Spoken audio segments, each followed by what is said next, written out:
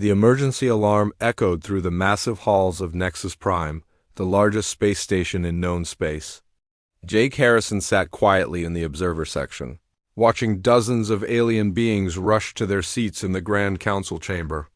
His aide Lisa Brooks checked her tablet one more time before the session began.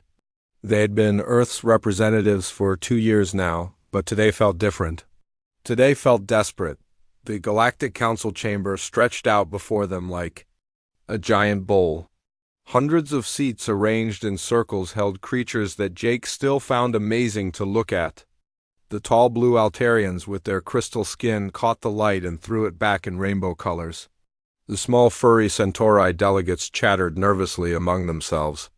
The massive rock-like beings from Titan 7 moved slowly to their positions, each step making the floor shake slightly. Jake had learned to read the mood of this place over the past 2 years. Right now, that mood was fear. Pure, cold fear that seemed to fill the air like smoke. He could see it in the way the crystalline hegemony's ambassador kept changing colors from clear to dark purple. He could hear it in the high-pitched clicking sounds the insect-like Betan representatives made when they were nervous. Even the proud Avian Republic's delegates had their feathers pressed flat against their bodies. Lisa leaned over to whisper in his ear, "The reports are getting worse every day. The Zephyrian Collective took another system yesterday. That makes 37 in the past 6 months." Jake nodded, but said nothing. He had read the same reports. The Collective was unlike anything the galaxy had seen before. They were insects, but not like Earth insects. These were the size of humans, with technology that could adapt to any weapon used against them. Their ships could change their armor in the middle of battle. Their weapons learned from each fight and got stronger. Worst of all, they seemed to have no interest in talking or making deals. They just took what they wanted and killed everything else. The great doors at the front of the chamber opened with a deep rumbling sound. Chairman Vexstar entered, his massive reptilian form moving with the slow dignity of someone who had lived for over 300 years.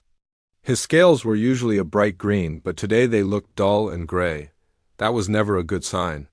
"Fellow beings of the Galactic Council," his voice boomed across the chamber without any need for speakers. "We face the darkest hour in our recorded history. The Zephyrian Collective continues its advance toward the core worlds. Our combined fleets have failed to stop them at every engagement." A wave of nervous sounds swept through the chamber. The Aquatic Federation's representative, a being that looked like a cross between a dolphin and an octopus, spoke first. "Chairman, our home system is under direct threat. Our fleets have been reduced to less than 20% of their original strength. We need immediate assistance or our entire civilization will be extinct within the month." The crystalline hegemony's ambassador rose next. Her body flashed from clear to deep red as she spoke. "We have lost 12 worlds, 12 entire worlds with billions of our people. Our adaptive shielding technology, developed over thousands of years, is useless against their weapons. They learn faster than we can adapt." More voices joined in, each telling the same story. The proud warrior culture of the Draconian Empire had seen their greatest fleets destroyed in hours. The peaceful botanical collective had watched their garden worlds burn to ash. The Advanced Synthetic Alliance found their computer networks turned against them by collective viruses that evolved faster than any defense. Jake watched it all, with the trained eye of someone who had spent years studying military conflicts on Earth. These were good people, brave people, but they were fighting the wrong kind of war. They kept trying to match the collective's technology with better technology. They kept trying to adapt faster than an enemy whose entire evolutionary advantage was adaptation itself. The Avian Republic's general stood on his perch, his golden feathers catching the light. "We have tried everything. Plasma weapons, quantum torpedoes, gravitic mines, even temporal displacement fields. Nothing works for more than 1 or 2 battles before they adapt to it. We are running out of ideas, and running out of time." Chairman Vexstar's scales darkened even more. "The collective's advance toward the core worlds appears unstoppable. Our scientists estimate they will reach the Council worlds within 8 months if their current pace continues. We must consider ... double quote. He paused, clearly struggling with the words. We must consider evacuation protocols for non-essential populations. The chamber exploded into chaos. Representatives jumped to their feet, shouting in dozens of different languages. Some called for last-ditch military strikes. Others demanded immediate peace negotiations. A few suggested that smaller civilizations should be sacrificed to buy time for the larger ones to escape. Jake looked at Lisa, who nodded slightly. They had talked about this moment many times over the past months. Earth had been watching the war from the sidelines, officially neutral but unofficially taking notes on everything they saw. The human military had been very interested in those notes. Jake stood up slowly. At first, nobody noticed.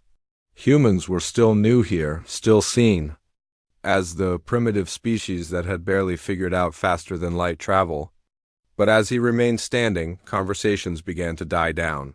One by one, the alien representatives turned to look at him. Chairman Vextar noticed last. His great head turned toward the observer section, and his ancient eyes focused on the human. Envoy. Ambassador Harrison, do you wish to address the council? The chamber fell completely silent. Jake could hear his own heartbeat as hundreds of alien eyes focused on him. He had practiced this speech 1,000 times, but now that the moment was here, his mouth felt dry. He thought about Earth, about the 7 billion humans who were counting on him to make the right choice. He thought about the alien civilians, who were dying every day while their governments tried to fight a war they didn't understand. Yes, Chairman, I do. Jake walked down the long ramp toward the center of the chamber. Each step echoed in the silence, and he could feel the weight of every gaze following him. Lisa remained in her seat, but he knew she was ready with the data files they had prepared for this moment. The holographic display system recognized his approach and activated automatically. Honorable Chairman, respected delegates, Jake began, his voice carrying clearly through the chamber's acoustic system. For the past 2 years, Earth has served as an observer to this council. We have watched, we have learned, and we have prepared. A few scattered clicks and chirps came from the Betan delegation. Jake had learned that these sounds usually meant confusion or mild amusement. The crystalline ambassador's body shifted to a pale yellow color, which Lisa had taught him meant curiosity mixed with skepticism. Today, the Earth government has authorized me to make a formal request, Jake continued. We ask for immediate full membership in the Galactic Council. He paused, letting that sink in before delivering the bombshell. And we hereby declare our intention to join this war against the Zephyrian Collective. The silence lasted exactly 3 seconds. Then the chamber erupted like a volcano. The draconian general's roar could be heard above all other sounds. The avian representative's feathers stood straight up in alarm. The botanical collective's flower-like delegate actually closed its petals completely. But loudest of all was the sound of laughter coming from at least a dozen different species. Ambassador Tisara of the crystalline hegemony rose to her feet, her body flashing between red and orange in what Jake knew was barely controlled anger. This is ridiculous, she said, her voice cutting through the noise. Your species achieved faster-than-light travel only 50 years ago. You have no energy shields, no plasma weapons, no quantum computers, no adaptive technology. Your ships are made of metal and powered by chemical reactions. What could you possibly offer against an enemy that has defeated civilizations with thousands of years of military development? More laughter echoed through the chamber. The small Centauri delegate was chittering so hard that his translator was having trouble keeping up. Even some of the usually dignified Altarians were making the soft humming sounds that served as their version of chuckling. Jake waited for the noise to die down. He had expected this reaction. In fact, he had counted on it. When the chamber was quiet enough for him to be heard, he smiled. It was not a pleasant smile. You're absolutely right, Ambassador Tisara. We don't have any of those things. We have something else instead, he gestured to Lisa, who activated her tablet. The chamber's main display system came to life, showing a 3-dimensional map of human space. While your civilizations were developing advanced technology and establishing peaceful trade relationships, Humanity was doing something different. We were learning how to kill each other as efficiently as possible. The laughter stopped. Jake had their attention now. For the past 10,000 years of recorded human history, we have been at war with ourselves. Not occasionally, not during brief periods of expansion or resource competition. Constantly. We have fought wars over territory, resources, religion, politics, and sometimes just because we didn't like the way our neighbors looked. The display changed to show battlefield scenes from throughout human history, ancient armies clashing with swords and spears, medieval sieges with catapults and burning oil, modern warfare with tanks and aircraft. The images were carefully chosen to show the evolution of human military thinking without being too graphic for the diverse alien audience. We learned to fight in every environment our planet could offer, in frozen wastelands and burning deserts, on land, on water, underwater, and in the air. We fought in cities, in forests, in mountains, and in open fields. We developed tactics for every possible situation because we knew that somewhere, somehow, another group of humans was developing tactics to counter ours. General Keffer of the Draconian Empire leaned forward in his seat. His people were warriors by nature, but even they had never experienced the kind of constant conflict that Jake was describing. "What does this have to do with the collective?" he asked in his deep, rumbling voice. Jake smiled again, and this time several delegates shifted uncomfortably in their seats. "Everything, General. You see, all of your species developed in relatively peaceful environments. You had natural advantages that made large-scale warfare rare. The crystalline hegemony could simply absorb most threats into their collective consciousness. The Avian Republic could fly away from ground-based problems. The Aquatic Federation could retreat to the deep oceans." He gestured to the display again, which now showed Earth from space. Humans had no such luxuries. We were stuck on a single world with limited resources and no escape routes. So we got very, very good at asymmetric warfare. The term clearly needed translation. Jake could see several delegates consulting with their personal AI systems to understand the concept. Asymmetric warfare means fighting an enemy who is stronger than you by refusing to fight them the way they expect to be fought. Instead of trying to match their strengths, you attack their weaknesses. Instead of following the accepted rules of engagement, you make up your own rules. Lisa activated another display. This one showed technical specifications for Earth's military equipment. The numbers were not impressive by galactic standards, but Jake wasn't trying to impress anyone with raw firepower. For the past 3 years, since we learned about the collective, Earth's military has been studying every battle report, every tactical analysis, and every failed strategy used against them. We've identified their weakness. Chairman Vextar's scales shifted to a pattern Jake had never seen before. Curiosity mixed with hope, perhaps. What weakness? Our best military minds have found nothing. That's because you're all thinking like civilized beings, Jake replied. The collective's adaptation protocols are designed to counter logical military strategies. They expect their enemies to use their most advanced weapons, to coordinate their attacks, to follow established tactical doctrines. They're programmed to adapt to the kind of warfare that advanced civilizations wage. He paused for effect, looking around the chamber at faces that ranged from skeptical to horrified to fascinated. They're not programmed to adapt to the kind of warfare that humans wage. Chaotic, unpredictable. Brutal warfare where the only rule is survival and the only strategy is to do whatever the enemy doesn't expect. The Botanical Collective's delegate opened its petals slightly. When it spoke, its voice was like wind through leaves. You speak of warfare as if it were an art form. For humans it is, Jake replied without hesitation. We've had 10,000 years to perfect it, and now, for the first time in our history, we have an enemy that deserves everything we've learned. 3 weeks after Jake's speech to the Galactic Council, a select group of alien representatives found themselves aboard a heavily shielded transport ship heading toward Earth's moon. The human government had agreed to show them exactly what they meant by asymmetric warfare, but the demonstration had to be conducted in secret. Too many species were still skeptical about humanity's claims, and Earth needed time to prepare for what was coming. Ambassador Tassara sat stiffly in her specially designed seat, her crystalline body flickering between colors as she processed what she was seeing through the ship's viewports.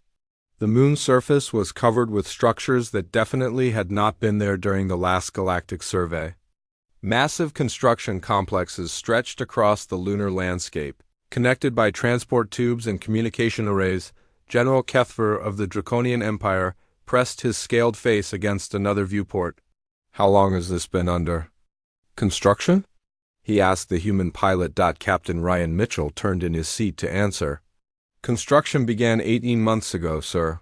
As soon as our intelligence services confirmed that the collective posed a genuine threat to galactic civilization." The Avian Republic's military advisor, Colonel Zefter, ruffled his feathers nervously. 18 months. You built all of this in 18 months while maintaining the pretense of being a minor observer species. That's correct, sir. Mitchell's voice carried no pride or boasting, just simple statement of fact. The Luna Defense Complex is one of 7 similar facilities throughout human space. This one specializes in ship construction and tactical development. The transport ship settled onto a landing pad that was clearly designed to accommodate various alien physiologies. As they disembarked, the representatives got their first close look at human military architecture. Everything was built for function. Over form, thick armor plating covered most surfaces. Multiple redundant systems were visible everywhere. Nothing looked elegant or beautiful, but everything looked like it could survive a direct hit from heavy weapons. General Marcus Cole waited for them at the entrance to the main complex. He was a large man even by human standards, with gray hair and scars that spoke of personal combat experience. His uniform was plain and practical, without the ceremonial decorations that most galactic military leaders favored. "Welcome to Luna Base," he said simply. "I'm General Cole, commander of Earth's Asymmetric Warfare Division. Before we begin the briefing, I need to warn you that some of what you're about to see may conflict with your species' concepts of honorable combat." The Aquatic Federation's representative, Admiral Murndow, spoke through his translation device. "General, we are facing extinction. Honor is a luxury we may no longer be able to afford." Cole nodded approvingly. "Good, that's the first lesson in human-style warfare. Survival trumps honor every time." He led them through corridors that were wider and taller than necessary for humans. Jake realized that the base had been designed from the beginning to accommodate alien visitors. The humans had been planning this demonstration for months. Their first stop was the ship construction bay, a massive chamber that stretched out beyond the limits of visibility. Hundreds of vessels in various stages of completion filled the space, but none of them looked like traditional galactic warships. "These are not beautiful ships," Cole said, gesturing toward the nearest vessel. "The HFY Defiance there looks like a flying brick because that's essentially what she is. Armor over engines over weapons with just enough life support to keep the crew alive." Colonel Zefter's translator chirped as he examined the ship's specifications on a nearby display. These vessels appeared to have no shields, no advanced sensors, no artificial intelligence systems. "How do they survive in battle?" "They don't," replied Captain Amy Price, who had been waiting for them near the display. "Human military doctrine doesn't expect ships to survive. We expect them to accomplish their mission and inflict maximum damage on the enemy before they're destroyed." The alien representatives exchanged glances that needed no translation. This was already far outside their normal approach to warfare. "The Defiance and her sister ships are designed for one purpose," Price continued. "Getting close enough to collective vessels to deploy boarding parties. Once our Marines are inside enemy ships, the collective's adaptation protocols become irrelevant." Admiral Murndow's tentacles writhed in what Jake recognized as confusion. "Boarding parties? You intend to fight the collective in personal combat?" "That's exactly what we intend," Cole answered. "The collective's individual warriors are formidable, but they're not used to the kind of close-quarters fighting that humans developed in 10,000 years of ground warfare. They moved to the next section of the tour, a training facility where human soldiers were practicing combat techniques. The aliens watched in fascination and growing horror as Marines demonstrated room-clearing procedures, zero-gravity combat maneuvers, and weapons handling that emphasized speed and aggression over precision. Major Helen Gray paused in her training session to address the visitors. Traditional galactic warfare relies on long-range engagements where superior technology determines the outcome. Human warfare assumes that you'll end up fighting face-to-face with an enemy who wants to kill you just as much as you want to kill them. She gestured to her soldiers who were practicing with weapons that looked primitive by galactic standards: kinetic projectile weapons, chemical explosives, and melee combat tools. None of these things require advanced computer systems that can be hacked or adapted to. They work the same way today that they worked 1,000 years ago. The demonstration continued with a simulated boarding action. The alien observers watched as human Marines used shaped charges to blow holes in a mock-up of a collective ship hull, then poured through the openings with weapons firing and voices raised in coordinated shouts. "The noise," General Kethver observed. "Your warriors make noise during combat. Most species prefer stealth and surprise. Humans use noise as a weapon," explained Colonel Steve Murphy, who had joined them for this part of the tour. "Psychological warfare is just as important as physical combat. We want the enemy to know we're coming. We want them to be afraid before we even reach them." The tour's climax came in the Strategic Planning Center, where Dr. Nathan Wells waited. With a three-dimensional display of the current war situation. The map showed collective positions, galactic fleet deployments, and what appeared to be dozens of potential battle scenarios. "Ladies, gentlemen, and distinguished beings," Wells began, "what you're looking at is 3 years of analysis on collective tactical patterns. They adapt to whatever strategy is used against them, but adaptation requires data. Their protocols are designed to analyze and counter logical, coordinated military operations." He manipulated the display to show a series of failed galactic attacks against collective forces. Every engagement follows the same pattern. Galactic forces approach in standard formation, engage with their most advanced weapons, attempt coordinated tactical maneuvers, and are systematically defeated as the collective adapts to each strategy. The display changed to show a very different kind of battle plan. Human strategy doesn't follow any of these patterns. We approach from random vectors, use primitive weapons that don't register as significant threats, and implement tactics that appear chaotic and uncoordinated. Ambassador Tessara S. body had turned a deep blue color that Jake knew indicated deep thought. "You're saying that your primitive technology is actually an advantage." "Not primitive," Wells corrected. "Unpredictable. The collective's adaptation protocols are incredibly sophisticated, but they're designed to counter sophisticated opponents. They literally cannot adapt to weapons and tactics that don't make sense from an advanced civilization's perspective." General Cole stepped forward to deliver the final part of the briefing. "In 6 weeks, the collective will begin their assault on the Aquatic Federation's home system. Galactic Command has already written off those worlds as lost. We disagree." The holographic display showed a detailed plan for the defense of the Aquatic Federation. It involved human ships conducting what appeared to be suicide runs, boarding actions that violated several galactic warfare conventions and tactical coordination. That looked more like organized chaos than military strategy. "This is our proposal," Cole concluded. "Give us full council membership and military operational authority. Let us show the collective what happens when they fight an enemy that doesn't play by the rules they understand." The alien representatives stood in stunned silence, processing what they had seen and heard. Finally, Admiral Murnau spoke for all of them. "How quickly can your forces be deployed?" Admiral Kate Sullivan stood on the bridge of the HSS Defiance, watching the swirling colors of hyperspace through the main view screen.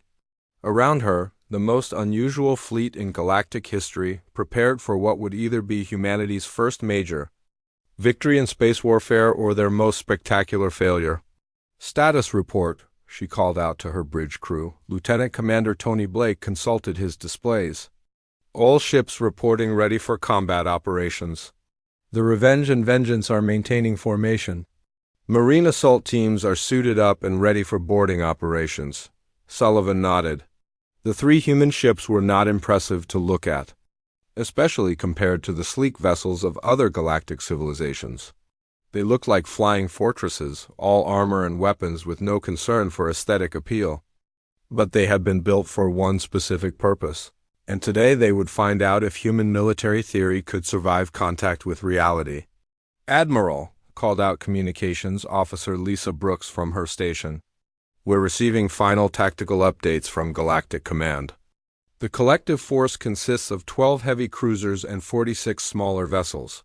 They're arranged in standard collective formation around the outer planets of the system. Any word from the Aquatic Federation's remaining forces?" 3 damaged. Cruisers hiding behind the 4th moon of the gas giant. They're requesting permission to join the attack.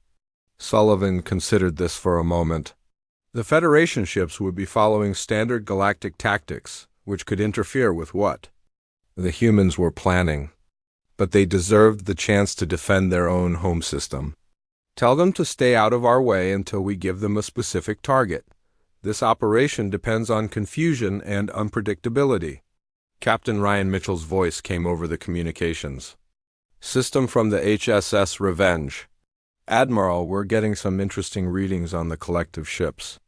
It looks like they've adapted new defensive systems since their last engagement with galactic forces." "Adapted how?" "Enhanced energy shields, improved point defense systems, and what appears to be some kind of predictive targeting computer. They're ready for anything the galaxy has thrown at them before." Sullivan smiled grimly.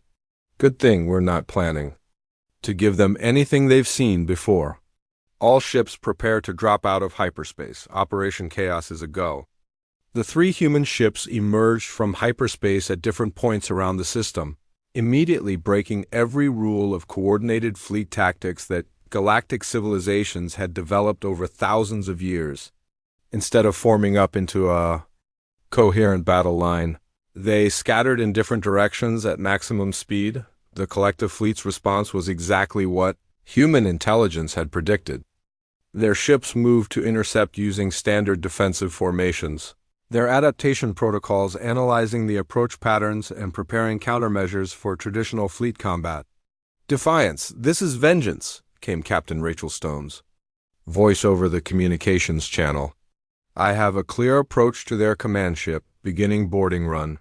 Sullivan watched her tactical display as Stone's ship accelerated directly toward the largest collective vessel, the enemy's point.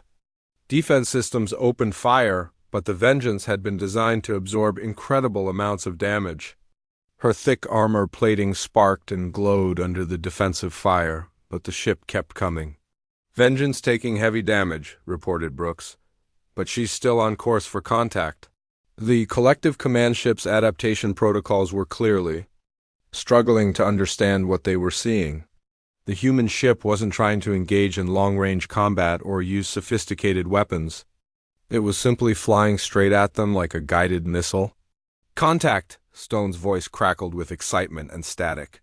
Shaped charges detonated. "We have breaches in their hull." "Marine assault teams deploying now." Major Paul Turner's voice. "Join the communication channel. Turner to all ships. My Marines are inside the collective command vessel. Resistance is heavy but confused. They're not adapted for close-quarters combat in zero gravity." Sullivan turned her attention to her own target, a cluster of collective cruisers that had moved to block her approach to the inner system. "Mr. Blake, take us straight through the middle of their formation." "Full speed. Admiral, that's suicide," Blake protested. "Their combined firepower will tear us apart." "No, it won't. They're expecting us to try to outmaneuver them or engage them at long range. They're not expecting us to ram straight through their formation." The Defiance accelerated toward the collective ships, her engines pushed beyond their normal safety limits. The enemy vessels opened fire with everything they had. But their targeting computers were calculating intercept courses for a ship that would try to avoid damage. They weren't programmed for an enemy that accepted destruction as the price of completing the mission. The human ship's armor held just long enough. She punched through the collective formation like a bullet through paper, her own weapons firing continuously at point-blank range. 2 enemy vessels exploded from internal damage before their shields could adapt to the human ship's primitive kinetic weapons. "Severe damage to all systems," reported Blake. "But we're through their line. The path to the inner system is clear." Message. "To the Aquatic Federation forces," Sullivan ordered. "The door is open. Attack now while the collective is distracted." The 3 Federation cruisers emerged from behind their moon, moving at full speed toward the planet their people called home. The collective fleet was in complete chaos, with their command ship compromised by human marines and their formation broken by the Defiance's charge, but the real surprise was yet to come. "Admiral, this is Sergeant Linda Martinez aboard the collective." "Command ship," came a new voice over the communications system. "We've reached their bridge." Requesting permission to implement Protocol 7, Sullivan hesitated for just a moment. Protocol 7 was the most controversial part of the human battle plan. It involved using the collective's own adaptation systems. "Against them. Permission granted, Sergeant." "Execute Protocol 7. Understood, Admiral. Beginning virus upload now." The human computer specialists had spent months developing a program that would appear to be an adaptive improvement to collective systems while actually being a weapon designed to spread chaos through their network. It wasn't sophisticated by galactic standards, but it didn't need to be. It just needed to be something the collective had never encountered before. "Upload complete," Martinez reported. "The virus is spreading through their command network." Enemy. "Ships are beginning to show system failures." On the tactical display, Sullivan watched as collective vessels began to lose coordination. Their adaptation protocols, designed to improve their capabilities, were instead degrading their performance as the human virus convinced their systems that random malfunctions were actually improvements. "Captain." Mitchell's voice came from the Revenge. "Admiral, enemy resistance is collapsing. Their ships are firing on each other. I think their targeting systems are malfunctioning." "No," Sullivan said with satisfaction. "Their targeting systems are working exactly as programmed. They're just following new programming that we provided." The battle lasted another 2 hours, but the outcome was no longer in doubt. The collective fleet, faced with an enemy that refused to fight by any recognized rules and weapons that actively sabotaged their adaptation capabilities, began a fighting retreat toward the outer system. "Admiral," called out Brooks, "we're receiving a message from Galactic Command. They're requesting a full tactical report and asking when human reinforcements can be deployed to other threatened systems." Sullivan looked around her damaged bridge at the crew members who had just proven that humanity belonged among the stars. "Tell Galactic Command that Earth formally accepts full membership in the Council, and tell them that human reinforcements are already on their way." Through the viewscreen she could see the lights of the Aquatic Federation's homeworld, still free and still safe. It was the first world that the collective had failed to take, and it wouldn't be the last. The galaxy was about to learn what humans had always known. Sometimes the only way to win a war is to fight it like your life depends on it. 6 months after the Battle of the Aquatic Federation, Jake Harrison stood once again before the Galactic Council. This time, however, the chamber looked very different. The seats that had once held desperate, frightened delegates now contained beings who carried themselves with renewed hope. The emergency lighting had been replaced with the normal warm glow that indicated a council in regular session rather than crisis mode. Chairman Vexstar S. scales had returned to their healthy green color, and his voice carried strength instead of despair. "Ambassador Harrison, on behalf of the Galactic Council, I formally welcome Earth as a full member with voting rights and military command authority." The chamber erupted in applause, but it was a very different sound from the laughter that had greeted Jake's first speech. The clicking of Betan mandibles, the harmonic humming of Altarian crystals, The deep rumbles of draconian approval, all of it now carried respect and gratitude. Admiral Kate Sullivan sat in the military advisors section, wearing a new uniform that bore the insignia of Supreme Allied Commander. The title had been created specifically for her after human tactics had broken collective resistance in 7 different star systems. Next to her sat General Marcus Cole, now serving as Director of Asymmetric Warfare Training for the entire Galactic Alliance. "The war is not over," Jake continued, addressing the assembled delegates. "But for the first time since the Collective began their expansion, we are winning. Collective forces have retreated from 15 star systems, and their advance toward the core worlds has been completely halted." Ambassador Tessara rose from her seat, her crystalline body now showing the clear, bright colors that indicated deep respect. "Ambassador Harrison, the crystalline hegemony wishes to formally apologize for our initial skepticism. Your species has saved not just our worlds but our entire way of life." Similar statements came from delegates throughout the chamber. The Avian Republic's colonel spoke of human marines who had fought alongside his aerial forces in battles among the clouds of gas giant planets. The Botanical Collective's representative described how human, guerrilla tactics had helped them retake their garden worlds from collective occupation, but it was General Kethfer of the Draconian Empire who provided the most surprising testimony. "In all my years as a warrior, I have never seen such fierce dedication to victory. Human soldiers fight not just with weapons, but with a spirit that inspires all who serve alongside them." Jake nodded his acknowledgement, but his expression remained serious. "The Collective is adapting to our tactics, just as they adapted to yours. Our advantage lies in the fact that human military thinking is fundamentally chaotic. Every time they develop countermeasures for one approach, we simply switch to a completely different strategy." Dr. Nathan Wells stepped forward to activate the chamber's holographic display system. The three-dimensional map now showed the current state of the war, with collective territory marked in red and alliance territory in blue. The red zones were noticeably smaller than they had been 6 months earlier. "The Collective's adaptation protocols are designed for logical progression," Wells explained. "They assume that an enemy will build upon successful strategies and refine existing tactics. Human military doctrine does the opposite. When something works, we immediately start planning something completely different." Captain Ryan Mitchell had been invited to address the council about the latest developments in human naval tactics.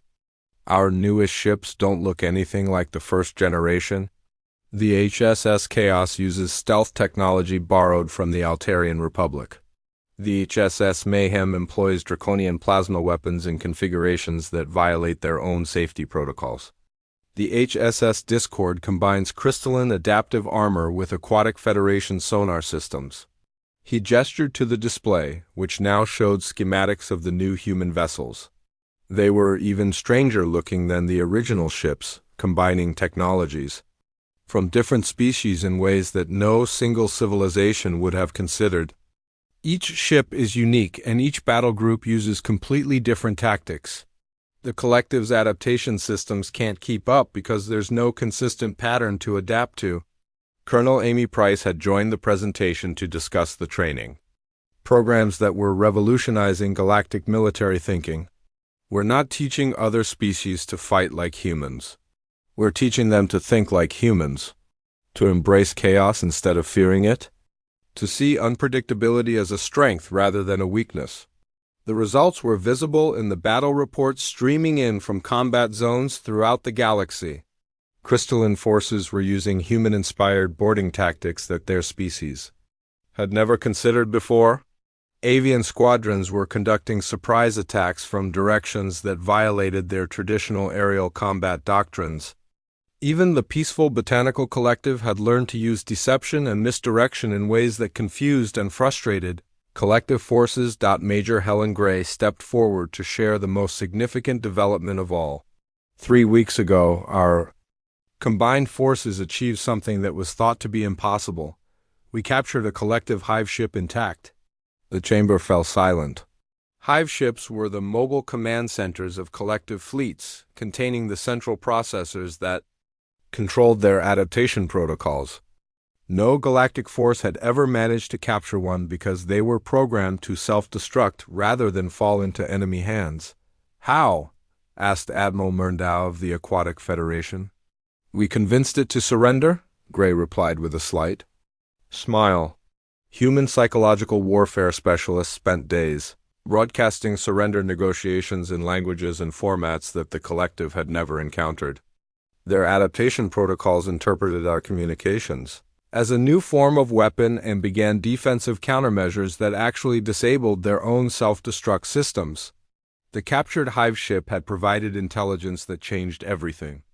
The collective was not the unstoppable force that everyone had believed.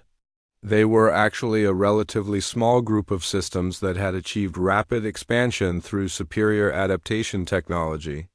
But that same technology was now working against them as they struggled to counter human unpredictability. "The collective leadership has made contact with our forces," Jake announced, causing another wave of surprise sounds throughout the chamber. "They wish to negotiate an end to hostilities." Chairman Vextar leaned forward in his seat.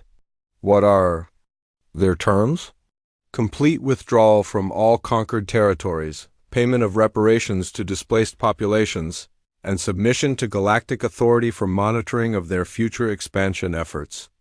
The terms were more generous than anyone had dared to hope for just a year earlier, but Jake's expression showed that there was more to the story. However, the human government has recommended that the Council reject these terms. The chamber erupted in confused voices. Several delegates jumped to their feet, demanding explanations. Jake waited for quiet before continuing. "The collective surrender offer is a tactical maneuver. Our intelligence indicates that they are using the negotiation period to adapt their protocols to counter human warfare methods. If we accept their surrender now, they will resume hostilities within 2 years with countermeasures for everything we have used against them." Admiral Sullivan rose from her seat in the military section. "The collective's greatest strength has always been their ability to learn from defeat and come back stronger. If we give them time to analyze our tactics, they will develop ways to counter them. What do you recommend?" asked General Kethver. Sullivan's answer was delivered in the calm, matter-of-fact tone that had become her trademark. "Complete elimination of collective military capability. We continue the offensive until they are no longer capable of threatening galactic civilization." The recommendation was harsh by galactic standards, but the delegates had learned to trust human military judgment. The vote was unanimous. Over the following months, the combined galactic fleet under human command systematically dismantled collective resistance. Human tactics continued to evolve with each engagement, ensuring that the enemy never had time to adapt to any single strategy. Collective worlds surrendered one by one as their adaptation systems were overwhelmed by the sheer variety of attacks they faced. The final battle took place in the collective's home system, where their remaining forces made a last desperate stand around their homeworld. It was a battle that combined every lesson learned during the war. Human ships led multi-species assault groups in coordinated chaos that defied every principle of traditional military science. When the last collective ship surrendered, the war was finally over, but the galaxy had been forever changed by the conflict. Jake stood once more before the Galactic Council, this time to deliver humanity's final address on the subject of the war. "Fellow beings of the galaxy, we did not seek this conflict. We joined it because survival demanded action. But we have learned something important from this experience." He gestured toward the military advisors section, where officers from dozens of species now wore uniforms that combined traditional designs with human tactical modifications. "War is not about having the best technology or the most advanced weapons. War is about having the will to do whatever is necessary to protect what you value most. For humans, that has always meant our freedom to choose our own path among